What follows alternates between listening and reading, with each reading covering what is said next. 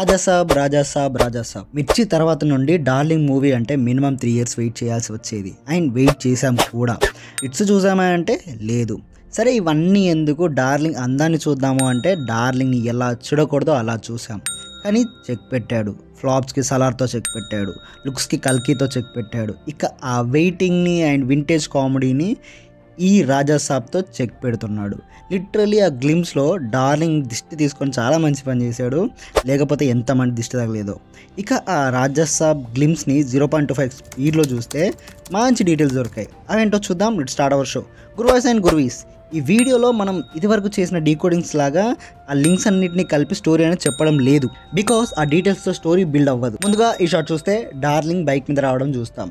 కరెక్ట్గా ఆ నెంబర్ ప్లేట్ని జూమ్ చేసి చూస్తే TS09 అని ఉండడం చూస్తాం. అది మన హైదరాబాద్ సెంట్రల్ కోర్ట్.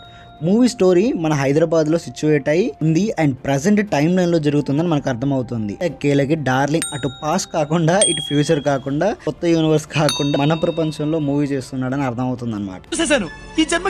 నెక్స్ట్ చూస్తే డార్లింగ్ బైక్ మీద వస్తూ ఉంటే ఇక్కడ పక్కన చూస్తే షాప్స్ ఉండడం చూడొచ్చు. ఇక్కడ కరెక్ట్గా జూమ్ చేసి చూస్తే ట్రూవే క్యాండిల్ షాప్ అని ఉండడం చూడొచ్చు.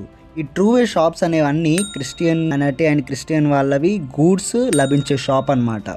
ఈ షాప్ ఎక్కువగా చర్చెస్ దగ్గర ఉంటాయి, ఇది గుర్తుపెట్టుకోండి. నెక్స్ట్ షాట్ చూస్తే డార్లింగ్ హ్యాండ్కి దేవుడి దండ కట్టుకొని ఉండడం చూడొచ్చు. సో డార్లింగ్ ఈ మూవీలో హిందూగా చేస్తున్నాడని అర్థమవుతుంది. ఇది కూడా ఒక డీటెయిల్ అయినా మ్యాక్స్ మూవీస్లో హిందూగానేగా చేసేది అంటారా? ఎస్, బట్ ఈ హర్రర్ జోనర్లో ఏదైతే ఉందో డివోషనల్గా చూపించడం అనేది ఒక ఎక్స్ ఫ్యాక్టర్గా ఉంటుంది. అది కూడా ఏంటో చెప్తాను చూడండి. నెక్స్ట్ షాట్లో డార్లింగ్ బొకే పట్టుకొని సూట్ వేసుకొని ఉండడం చూస్తాం. వెనుక కరెక్ట్గా జూమ్ చేసి చూస్తే లైబ్రరీ ఉండడం చూస్తాం. సో ఆ క్యాండిల్ షాప్ అండ్ ఈ లైబ్రరీ చూస్తే అదొక చర్చ్ అని అర్థమవుతుంది. చర్చ్ ఏంటి బ్రో, నీకు లైబ్రరీ అంటే కాలేజ్ కదా గుర్తు రావాలి అంటారా? సో చెప్తాను చూడండి. అండ్ ఇక్కడ చాలా స్టాల్స్ ఉండడం చూడొచ్చు అండ్ ఈ కార్ డెకరేట్ చేసి ఉండడం చూడొచ్చు. సో ఆ చర్చ్లో ఏదైనా మ్యారేజ్ అయి ఉండాలి. అయినా చర్చ్లో లైబ్రరీ ఏంటి బ్రో అంటే నాకు కూడా అలానే అనిపించింది. ముందు ఆశ్చర్యంగా అనిపించింది, తర్వాత ఇన్ఫర్మేటివ్గా అనిపించింది.